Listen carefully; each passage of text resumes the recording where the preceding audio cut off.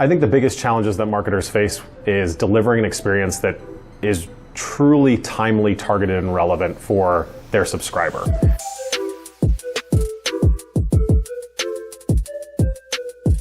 We need to be building better or the best experiences inside the inbox these days. Because I don't know if you've looked at your inbox lately, but we are struggling, right? And this begins with just the bombardment of all the emails we are getting on a regular basis. And right, that's all well and good getting bombarded by this, but it would be great if those actually led to a good experience, which they don't always do so. And I've just got some examples to share. This is the good old "we don't want to talk to you." The good old "do not reply at." In what era is it okay to tell a customer, "you cannot talk to us"? Or this, "can you read this?" Well, probably a tiny bit because it's blown up on a screen, but on your average smartphone, no. Or maybe this. Or how about even this? From the kings of customer experience, Disney, comes this lovely little email inside of my inbox, okay? Or this, I see this all the time. "You have just used half the screen on complete mumbo jumbo." So take your content marketer hat off and put your normal human being hat on for a second. And this is how a normal human being goes through this content on your email. And here's what happens whenever we have these experiences inside the inbox. There's a very distinct facial expression that we have. It's like visceral, okay? And my mom does this very well. It's the "I don't want to take a photo of you" face. You know what I'm talking about, right? It's literally this face when she disagrees with something or doesn't want her photo taken. It's this. No, go away. We literally have this experience. We have this physical experience. So the question is how do we get better?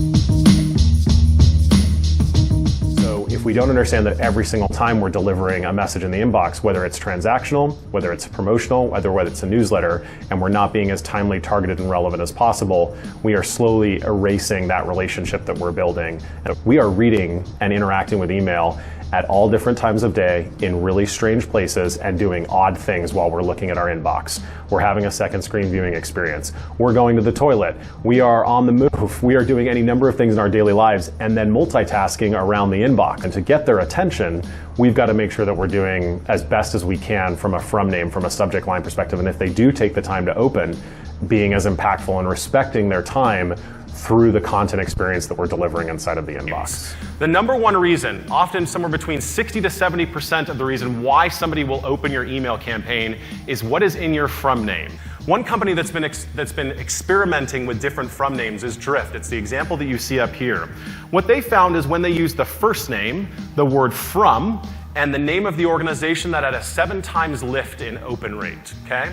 So a full 70% rise in the amount of people that actually engage in that campaign.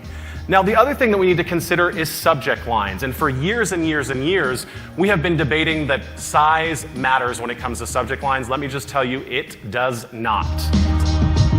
It's all about the elements that someone's going to see right off the bat. From name, subject line, and any visual cues that can help them create that open. It's about sentiment, diversity, about sophistication of that message, as well as potentially, depending upon the demographic that you're targeting, including things like emojis or more culturally relevant language that gets them interested in opening that message. It's email after all. The more simple, the better. And this isn't the idea of length, but how you say it matters more than the length of the words that you put it together.